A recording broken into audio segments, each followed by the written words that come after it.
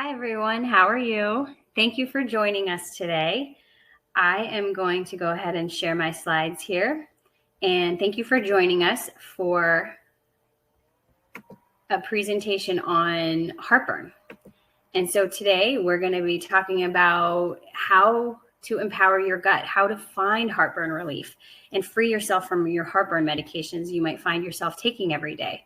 My name's Jess, and I'm a functional medicine pharmacist with Farm to Table team. And in this presentation today, we're going to talk about common signs and symptoms of heartburn.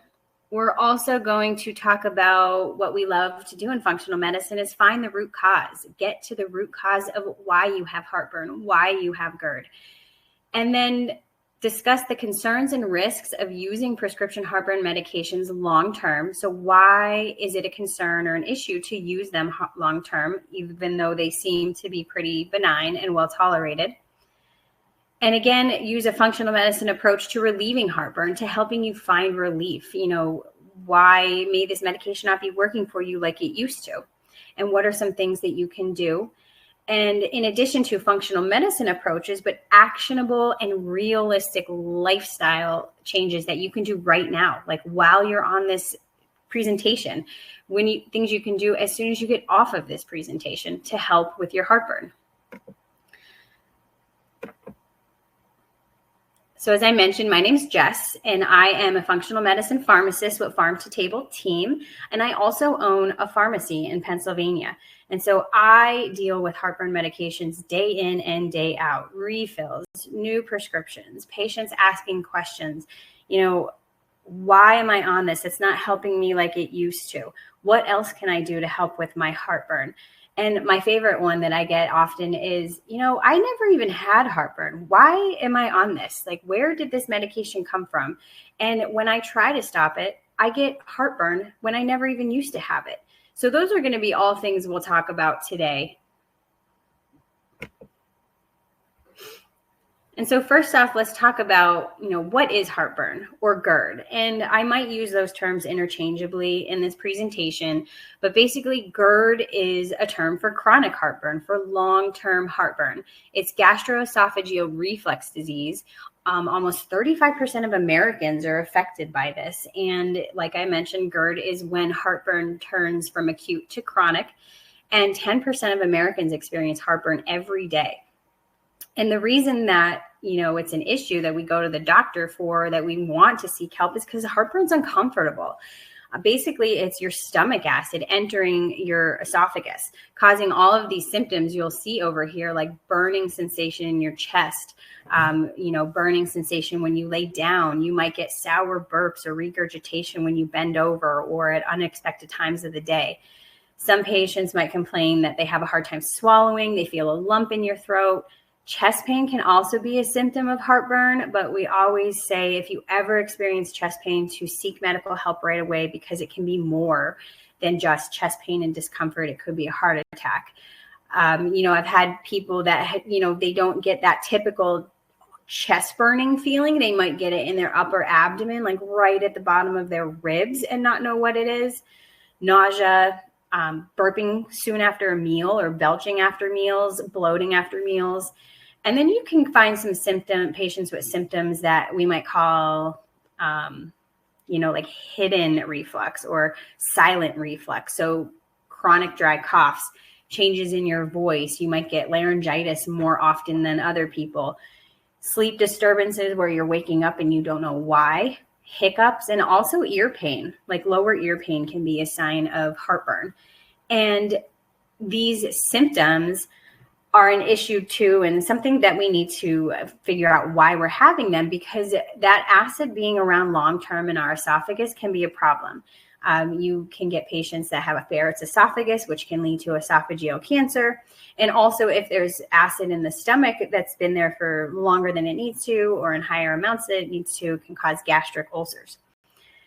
And another thing to note, these are common symptoms, and almost 50% of Americans experience heartburn once or twice a month. That's a lot of people.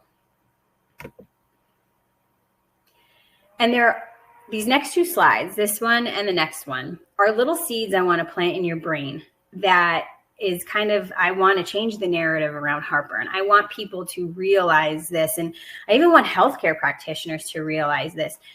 Just because heartburn is common, just because it's deemed as, you might know a lot of people with it, or you might have it for a long time and there's remedies for it and medications for it, doesn't mean it's normal. There's absolutely no reason for us to have heartburn.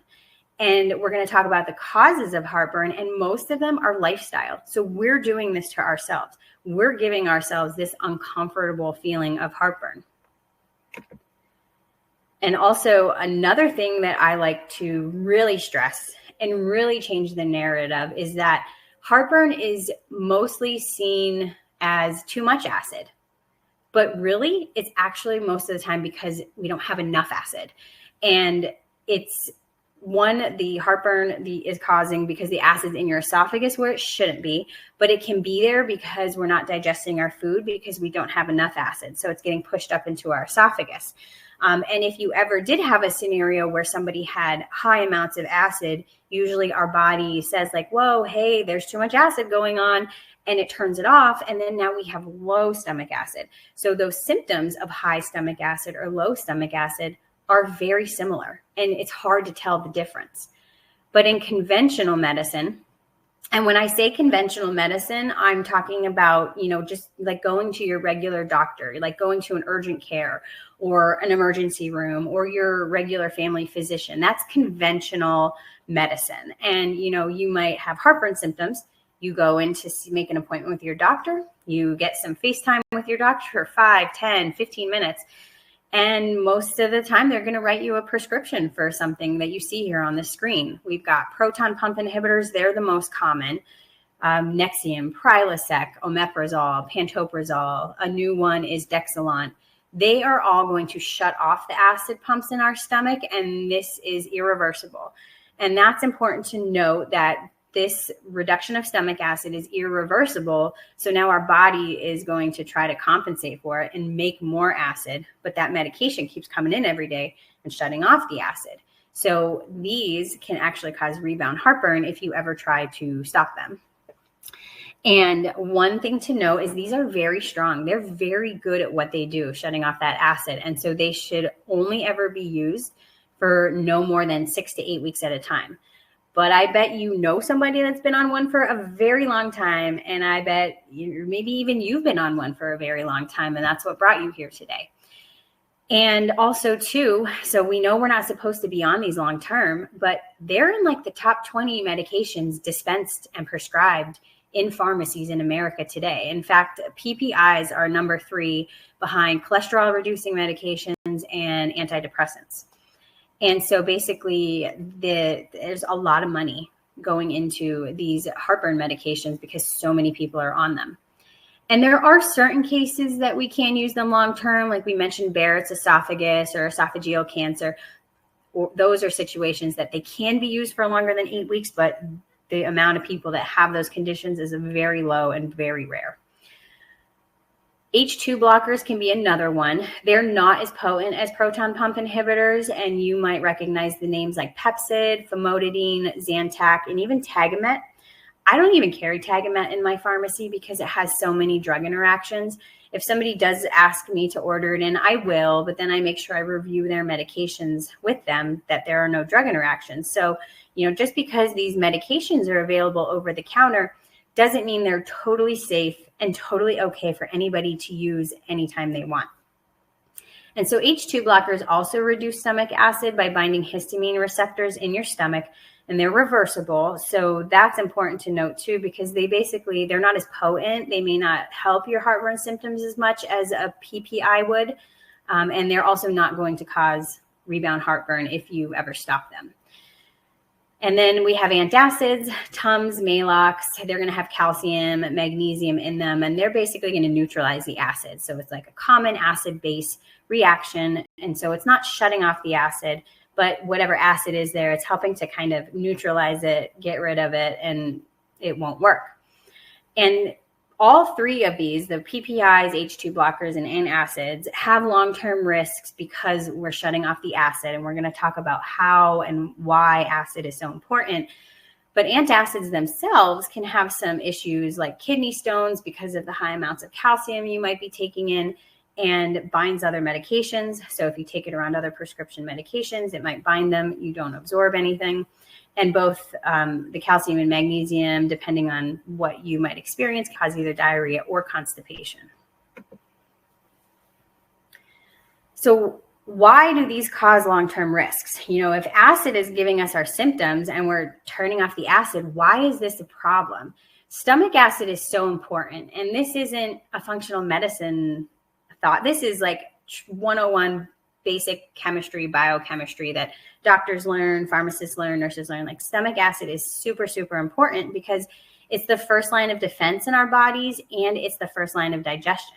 So think about, you're eating stuff all day. You're putting food in your mouths. Maybe the food wasn't rinsed off as well as it could be. Maybe you forgot to rinse off your produce.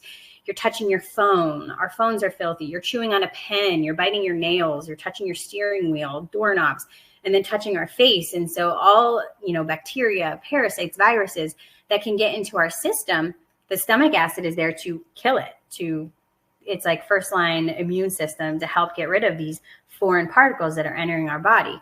If you have less stomach acid, you're putting yourself at risk for pneumonia, upper respiratory tract infections like common colds, head colds, C. diff, which is a really, really nasty gut infection that causes diarrhea. It's hard to treat. It's hard to get rid of.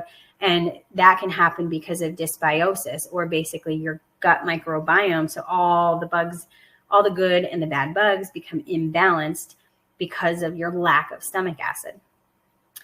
And then as the first line of digestion, the stomach acid is there to break down the food that we take in into small particles. So we eat food for energy. We eat food for nutrients. So we need this to break down our food into little tiny usable particles for our body to absorb and to heal and repair and do all the things that it needs to do. If we're not breaking our food down as well into small pieces, it can cause bloating and burping or belching and even nausea because of the pressure. It's like coming back up and it's not moving down and digesting as quickly as it should be because there's not as much acid. And when we don't break our food down as well, we are not going to break it down into all the little building blocks. Think of like a big Lego structure. And you break it a little bit, but you don't totally break it up into all the little tiny Lego pieces. So you're going to be missing and not absorbing B12 as well, your minerals like zinc, calcium, magnesium, leading to more issues down the road like iron anemia, neuropathy, or nerve pain because of low B12, low energy because you're nutrient deficient, osteoporosis or fractures because of no calcium being absorbed, and even high blood pressure can be because of a lack of minerals or even a lack of magnesium. And also too, when you don't break your food down as well in your stomach, it's going to move down into your intestines, but these large particles can be very damaging to our small and our large intestinal lining. And this can cause what's a very trendy term, and you've probably heard, but leaky gut.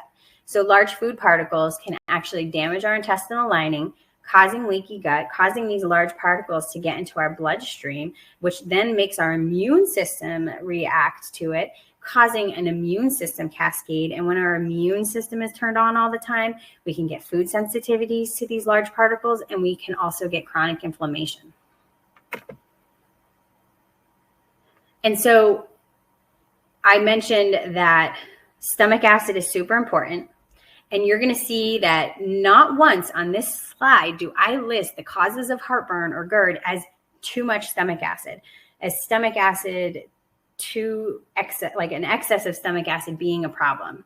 And so this list is very comprehensive. It doesn't go in order of like most common or most important or anything like that. But like I mentioned before, cause of heartburn is pretty much it's lifestyle. Like we are doing it to ourselves. There's really no genetic component to heartburn. You might have family members that have heartburn, but just because they have it doesn't mean you'll have it. If you do all have it, it's because you're doing the same lifestyle factors. You know, you like might be eating the same diet. And one of the biggest things is our standard American diet, which you can abbreviate as SAD. It's highly processed foods, artificial sweeteners, additives, emulsifiers. You know, emulsifiers are those things that make our food like really creamy and taste good. and unhealthy fats, which can be inflammatory and damaging to our intestinal and our stomach lining. So all of these products slow down our digestion. They make it harder for our body to digest, because instead of like then breaking down the fruits and veggies, it's trying to break down these emulsifiers and these additives that it's not used to. So our diet, one, it makes us overeat, and two, it can slow down our digestion. And also a lot of these foods lack fiber and gut healthy nutrients. So it's going to imbalance our microbiome with the lack of fiber. And then overeating. So, just eating larger amounts than we're used to can put pressure on our esophageal sphincter, causing the acid to come up. Eating close to bedtime and then laying down. So, maybe like having a late dinner, going to bed, not digesting our food well. Again, it could be because of what's in our food. We're not digesting it well. As we do age, we do produce less digestive enzymes, but you can help to turn those back on with a lot of lifestyle factors. And one of the biggest reasons we also don't digest our food as well is we are not chewing our food. Next time you eat, if you eat lunch soon, or if you're eating lunch right now as you're watching this webinar, notice how many times you chew a bite of food. The average is actually like five times. You might take a bite, chew 5 times, and swallow. When in reality, we want to be chewing 20 to 30 times. And that sounds exhausting, almost like I don't have time for that. We'll try to take the time, and we're going to talk about chewing our food better, but not chewing our food is like number one why we don't digest our food as well, and also a huge cause of constipation. Gut infections can also be an issue. So H. pylori is a bacteria that lives in our stomach that can cause more or less acid. It can go either way, but just the H. pylori being there can cause stomach acid issues. Small intestinal bacterial or small intestinal fungal overgrowth, which can cause bloating, pressure up into our stomach, and discomfort. And IBS, or irritable bowel syndrome, again, bloating, just general gut discomfort. Food sensitivities, some of the biggest ones would be like gluten and dairy that you might notice you get a little indigestion from, or just stomach upset. Stress is huge. I probably should have put stress at the top, but like I said, these are not listed in order of importance or how common, but we're all stressed. It's the life we live. It's the culture we live in. It's like, go, go, go.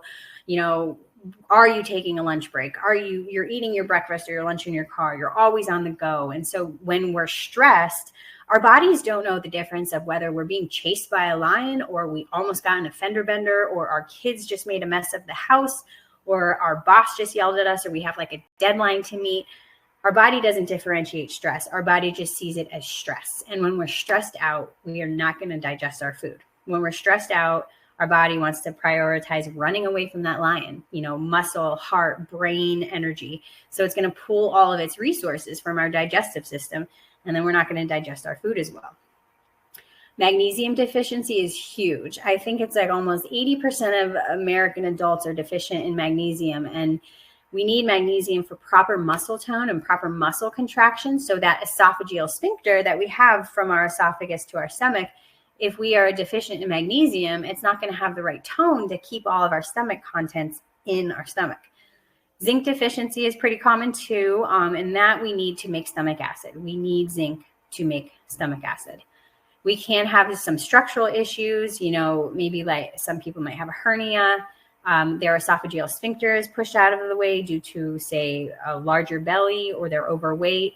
Heartburn is very common in pregnancy, just because the baby is in there pushing up on everything. And then food products like caffeine and alcohol, and then also nicotine, whether it's smoking or chewing tobacco, the nicotine, they all lower our esophageal sphincter tone. So it makes it a little easier for it to open and the acid to come up into our esophagus. Also, spine misalignment. So you might, a lot of people might find relief after visiting a chiropractor if they're experiencing heartburn, because if your spine's not aligned right, then our nerves to our digestive tract aren't working as well. And also it could just be pushing things out of place. And like I mentioned too, hiatal or umbilical hernias can be a cause, like they're pushing on the sphincter or just pushing up contents into our esophagus. Prescription medications are really big too, and also over-the-counter medications. So we have birth control that can cause heartburn. NSAIDs, think of like ibuprofen, meloxicam, Celebrex, celecoxib. Those are over-the-counter or prescription, and they're used pretty often. And they cause irritation to the stomach lining, and so those can be a cause for heartburn symptoms.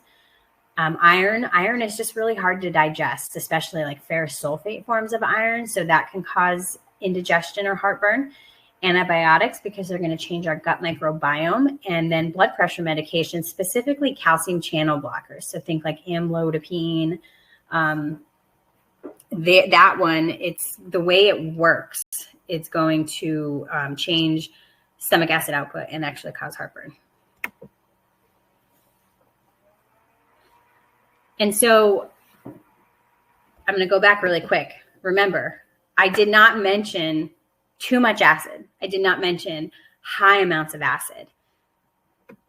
And so in functional medicine, we have a lot of remedies that are going to be very soothing, very comforting to our digestive tract, to our stomach lining, to our esophagus lining, to our intestinal lining, to help bring back, healing qualities, properties, helping us feel better and helping our bodies then produce acid on its own and optimize digestion. That's one of the biggest ones, is optimizing digestion. So we don't want to get rid of the acid. We want the acid. We want our body to produce really good amounts of acid so that we digest our food. And so one of the biggest ones that I recommend in the pharmacy, I've even used personally, I dealt with heartburn in college, a very stressful time. It was so severe. I couldn't keep food down. I was vomiting, like red sauce, wine. I would throw up at night. I couldn't keep things down certain nights of the week because of what I ate. But then I just had heartburn all the time. And so DGL, or deglycerinated licorice, is really great because it's chewable. You can take it as needed. You can take it on a regular schedule before you eat and at bedtime. Or like I mentioned, you could just take it as needed for heartburn symptoms, but it's soothing and it's coating to our stomach lining to help protect that irritation from the acid in the esophagus. And so it's going to also promote like a mucus layer. And we want a mucus layer to move our digestion down, to make everything run smoothly. And one thing you might note too is licorice. Licorice can cause high blood pressure, but DGL is a form of licorice that does not affect your blood pressure. So I do recommend this very, very often, very readily to a lot of patients. L-glutamine is an amino acid that helps to promote gut lining repair. So if our acid has caused a little bit of damage because we're not digesting our food as well, we have some damage to our gut lining from large food particles, and from, like I mentioned, the acid being there, L-glutamine is going to help to repair that gut lining. So again, it's soothing. It's like giving a coating there to help promote the gut lining to repair itself and also to help digestion be comfortable. I'm a really big food is medicine kind of proponent. So that's why I like DGL, because licorice is a food source. But also L-glutamine is super, super high amounts of that are found in bone broth. So drinking a cup of bone broth every day, you can get nice, really good soothing, coating, healing properties of L-glutamine from just 1 cup of bone broth. Chamomile tea is another one that a lot of people don't really think about. You think chamomile tea, stress, sleep, things like that. But just smelling a cup of chamomile tea, sipping on it, especially if your heartburn symptoms are more so on the like bloating side, nauseous side, the smell of chamomile can help, and also just sipping on it and is very soothing to the digestive lining. We mentioned too, like not only do we want to help our bodies digest better, digestive bitters is a huge and a great thing to have in your toolbox to help your body optimally digest food, because not only it's going to help promote digestion by creating stomach acid, but also it's going to help to create digestive enzymes.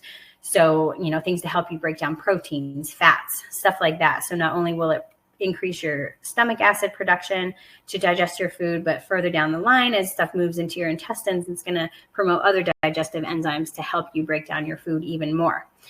You can take digestive bitters before meals, or just as needed for like bloating, discomfort, even heartburn symptoms. It's really great because it has like a moving action. Like you think down, digestive bitters, you're going to push things down to move along your digestion.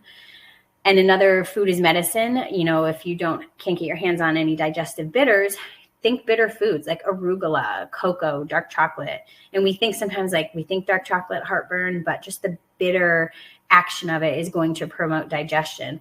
Cranberries, broccoli, other cruciferous vegetables like cabbage, bok choy, cauliflower, and grapefruit as a citrus food is bitter. And all of these, just that bitter activates our digestion in our mouths and then kind of tells our body to turn on the digestion. Like, get ready, I'm about to eat. There's bitter stuff coming through. Like, let's start making our enzymes to break down our food. And I mentioned before, magnesium deficiency is very common, and magnesium glycinate is a really good form to try. One, because we're deficient in magnesium, and low magnesium can cause stress, sleep disturbances, restless leg at night. There's a whole slew of low magnesium symptoms, and heartburn being one of them. So a very absorbable form of magnesium is magnesium glycinate or magnesium bisglycinate. And the reason I listed the type of magnesium is because if you walk into a pharmacy or a big box store, chances are they're going to have magnesium oxide and magnesium citrate.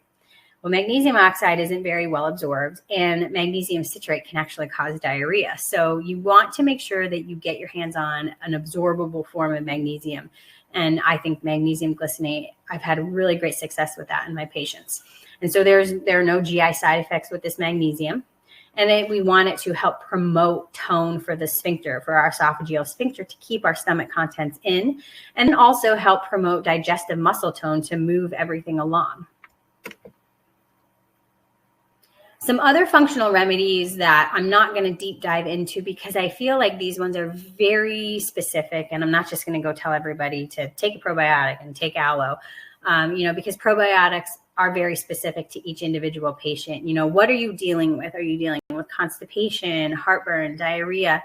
Some probiotics can make certain things worse. And also too, like, you don't want to just grab any probiotic over the counter.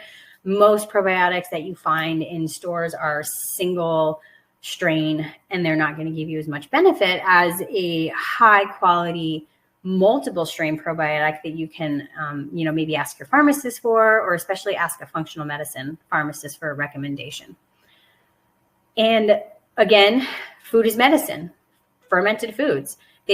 There are studies that support eating 3 fermented foods a week is the same as taking a probiotic. So if you just eat 3 servings of, say, sauerkraut, kimchi, kombucha, kefir, that can be just as good for your digestive system as taking a probiotic every single day. Aloe, you can get aloe capsules or aloe juice, but you need to be careful because there's different parts of the leaf that they can extract this aloe from, like the inner part or the outer part. And if you have a latex allergy, you want to make sure that they're not using the part of the leaf that can contribute to a latex reaction. Slippery elm is another good one. You'll see that in a lot of combination products. You'll find, if you ever look on Farm to Table's Full Script or Get Healthy store, there's a lot of like GI Revive, GI Mend.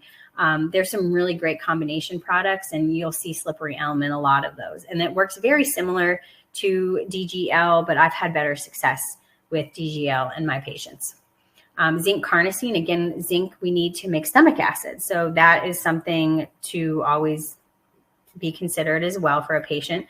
Apple cider vinegar can also help promote digestion and to help promote stomach acid, but I've seen this go both ways. I've seen it actually cause too much heartburn in patients, and then I've seen it help patients. So it's something that I always say, like, tread lightly. Don't just start chugging apple cider vinegar, because it could actually make things worse for a short term. and B vitamins. So low stomach acid is going to deplete us of B vitamins. So it's always something to consider, especially when working with a functional medicine provider, to potentially replete your B vitamins that you could be deficient in because you weren't breaking your food down for as long as you expected.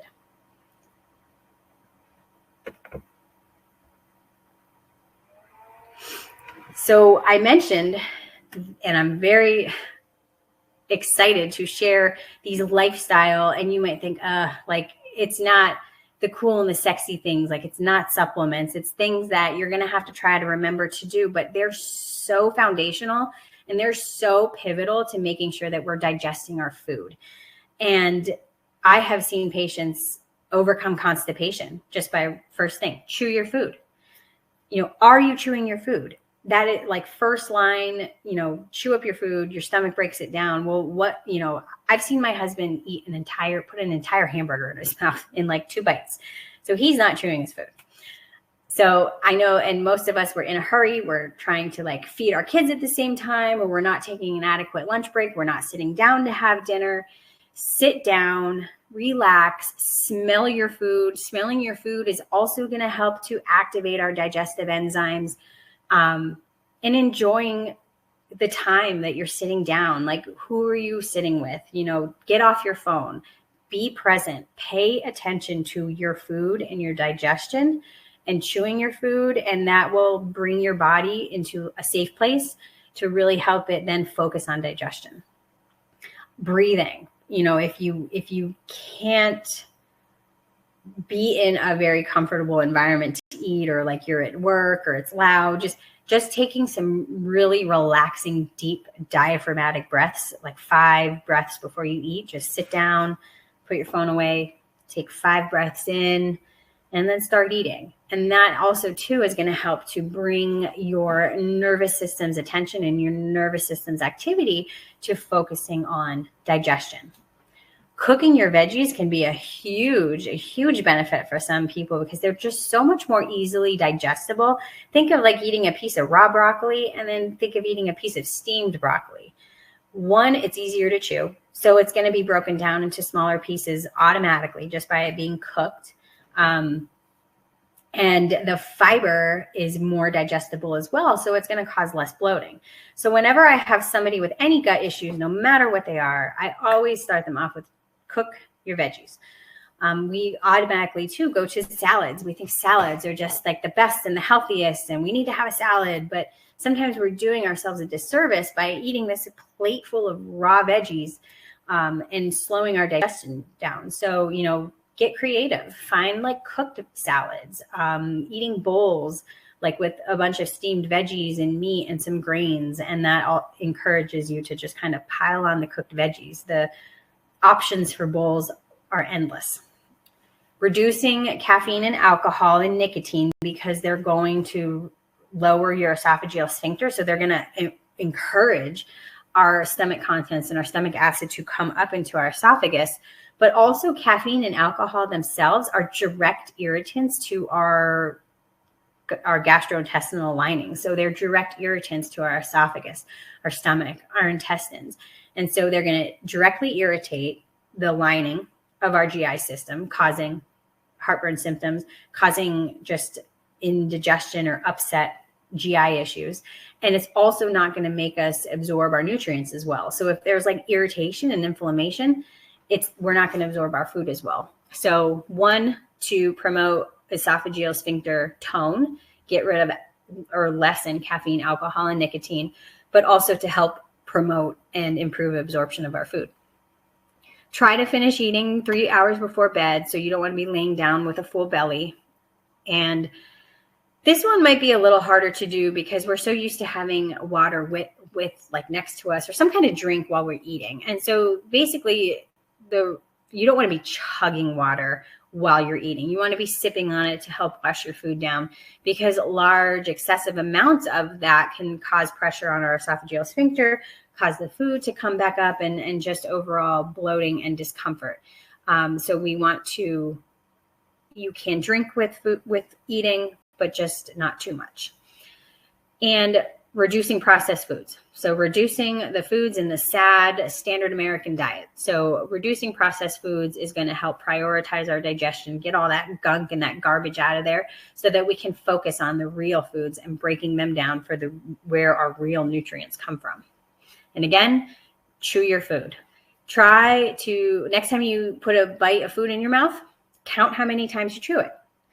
Then when you put the next bite in your mouth, try to count like 10, 15, 20 times. Work your way up to chewing 20 times every bite. It's going to take a while. It's going to feel tedious, but the benefits of it will amaze you if you stick with it.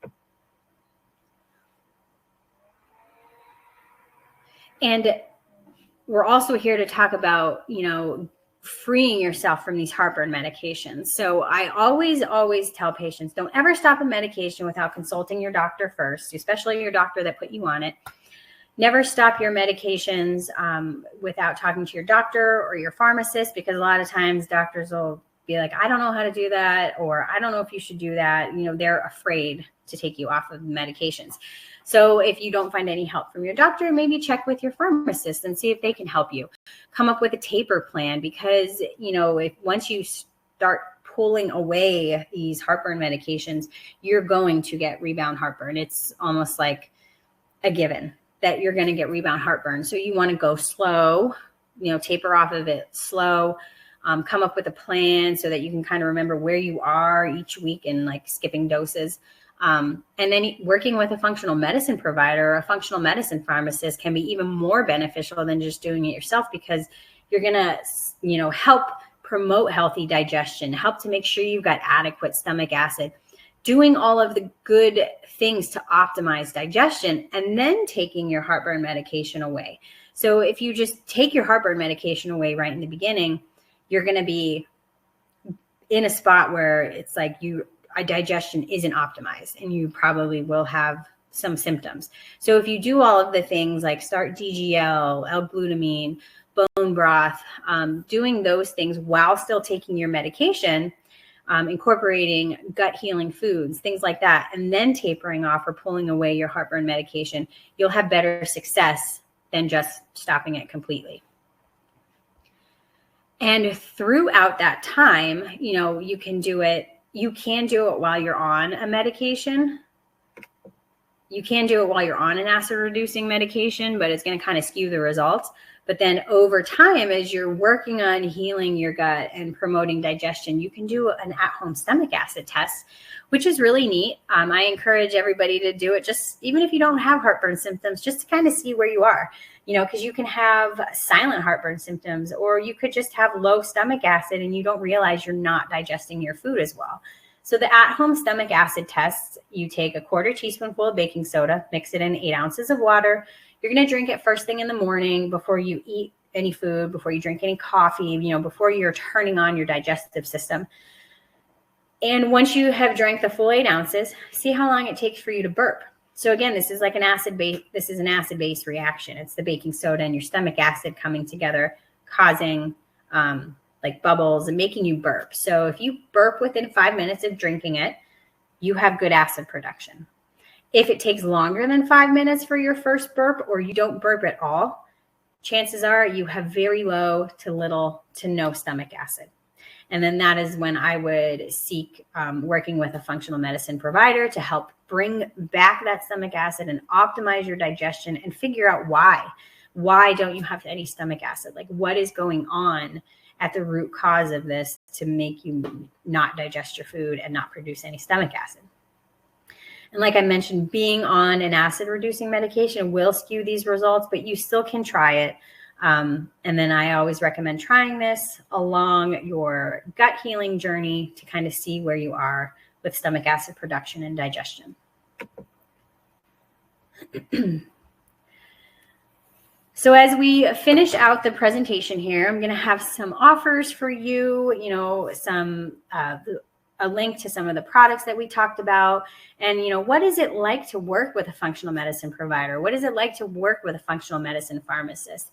And the great thing about it is you're going to be working one-on-one with them. So it's very personalized, very unique recommendations and interventions like to you. It's not just a blanket recommendation. Most of our appointments are 60, 90 minutes. You get to really tell your whole story. We listen to what's going on and deep dive into your history and find out, try to figure out why you're experiencing, like, you've lived your life up until now. Like, what has happened? What is going on? What can we do to help you feel your best again? And my biggest thing is I like to call what I do realistic and holistic. So there's a lot of holistic things out there, a lot of recommendations. And some people are like, I just don't have time for that. Like, that seems too woo-woo. That seems too crazy. And I try to make them realistic recommendations, attainable recommendations, things that you can start today that you will be able to carry on for the rest of your life. And I'm a mom of 3 young kids. And one of my biggest things too is to make it realistic for you as a parent in your busy life, but also things that you can teach your kids and things that I call it like household health, like whole house health. So you're not only trying to make yourself feel better, but you can do these things with your family to set them up for health and optimal health themselves in the future. Also, functional medicine can provide some deep dive testing so we can look into, are you having heartburn because of gut infections, specific stool testing that we can do that's really, really, shows so much deep down what's going on inside. And even thyroid function, like thyroid function or subclinical thyroid function can be a cause of constipation that we often overlook, because conventional doctors don't check as many thyroid labs as a functional medicine provider. And so maybe you have an underactive thyroid that's causing constipation, bloating, and your GI symptoms. Hormone imbalances can also be an issue, like if you have estrogen dominance or low progesterone or just an imbalance of hormones, it can affect your liver, which your liver then can affect your gallbladder and your digestive enzymes. So that's where your digestive enzymes come from, and that can affect digestion. And food sensitivities. There's tests we can do to check if you have food sensitivities. And I always encourage patients, food sensitivities do not mean you have to avoid it forever. Just because you might be sensitive to gluten now or sensitive to dairy now doesn't mean you have to avoid it forever. We pull the foods out that you're sensitive to, heal and repair your gut, and then slowly introduce them back in. So it's like you will be able to eat gluten again someday. You will be able to eat all the things you love just after we pull them out for a little bit to help heal, seal, make everything back to good in your digestive tract. And so I'm going to go over to offers and I will turn them on. So we have an ebook bundle here that you could look at, and then it shows how to support your gut, how to support your immune system, and also a stress ebook. I hope I'm doing the offers right, so we'll see. And then also too, we have the gut healing products that I talked about, the heartburn products like DGL, magnesium, L-glutamine. You'll see here, you can find a link to them in our Get Healthy store or our Full Script store to directly take you a direct link to these products. And then also booking a free 15-minute call with us. So, we are a team of pharmacists. So if you ever, whatever state you live in is what pharmacists you will see. And so when you go to book a free 15-minute discovery call, you'll meet with a pharmacist in your state, talk to them about what's going on, find out if you're a good fit, what does functional medicine mean? What does it mean and look like to work with them and feel your best again? And so I will start that offer as well. And you also receive a recording of this webinar. And I believe it'll have the links to booking a free 15-minute call, a link to the supplements.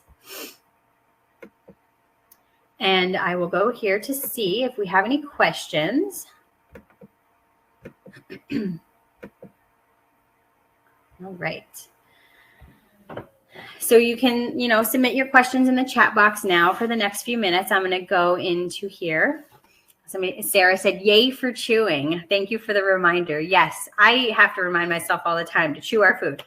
I even tell my kids, I'm like, did you just take 2 bites and swallow that whole? And my kids are 8 and 5 and they're little. And I watch them chew something twice and I'm like, chew your food, slow down.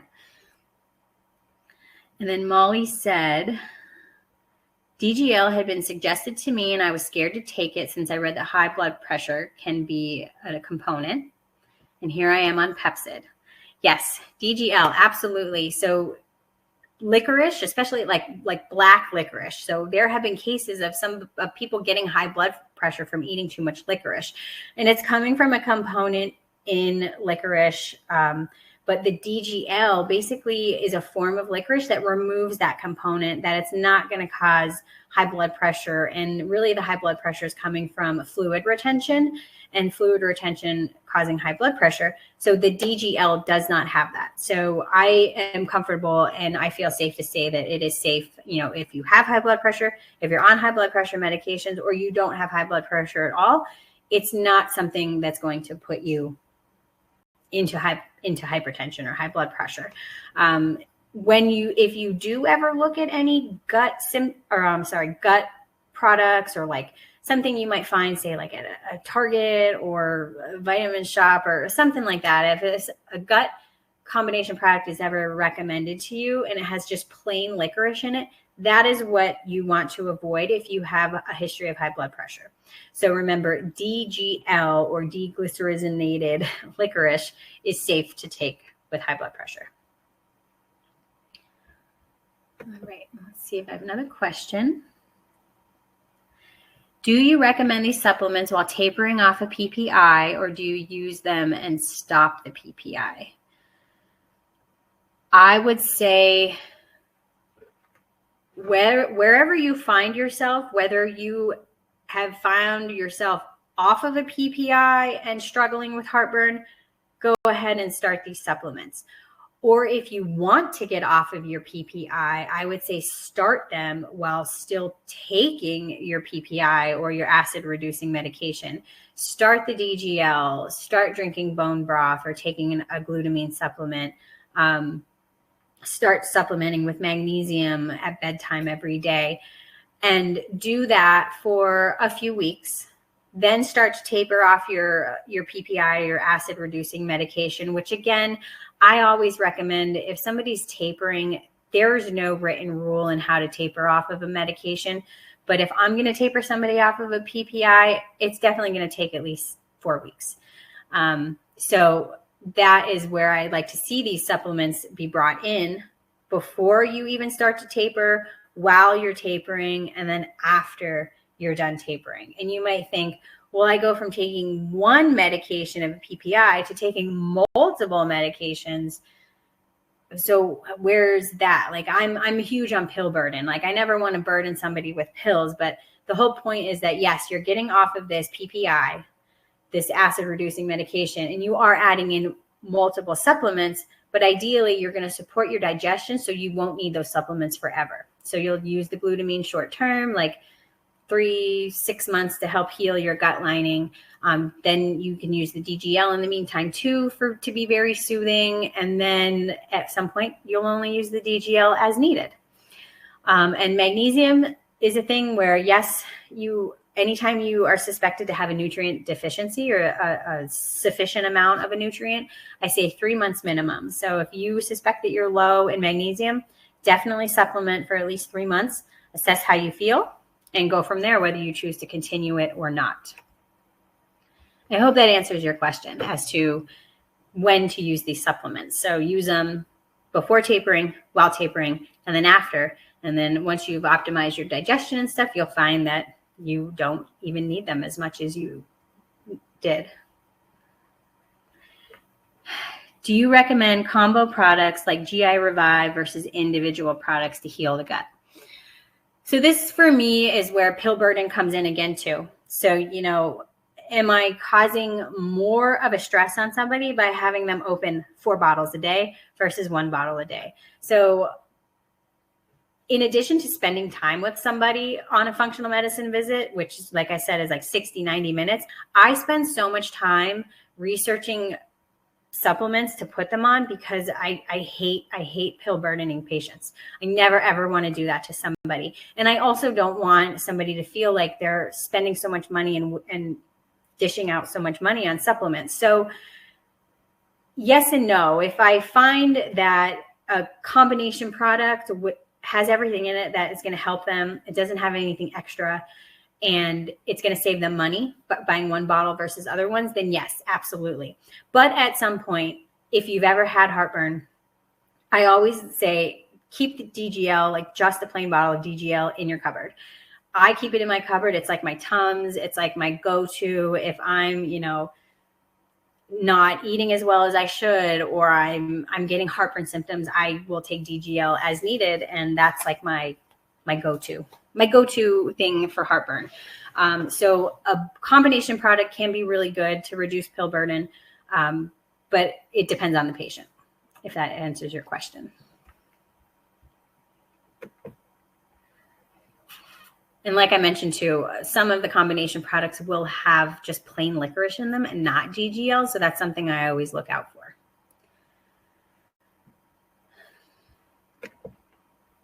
All right, perfect. Yes, that answered Nicole's question. So if anybody else has any other questions, you can submit them in the chat as I wrap up here for the last minute. Thank you for joining us today. I hope that this presentation helped. I'm really passionate about heartburn because I've experienced it myself. I deal with it day in and day out with my patients at the pharmacy. And, I always joke like a PPI they're the bane of my existence.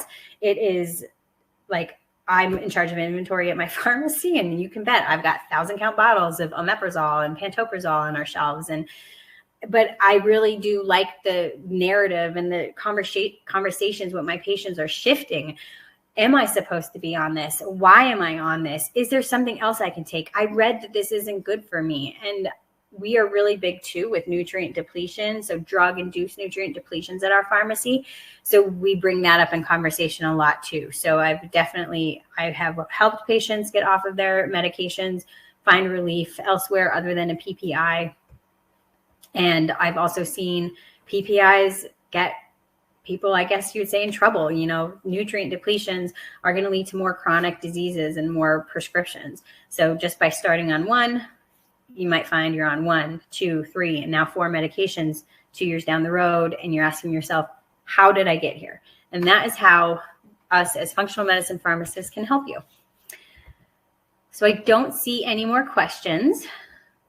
If you do, you are welcome to submit it to us. You're going to receive an email with a recording of this. And I thank you guys so much for being here today.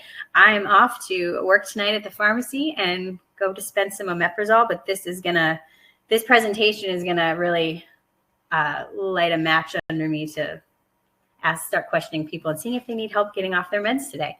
So I hope this helped you, and you guys have a good day.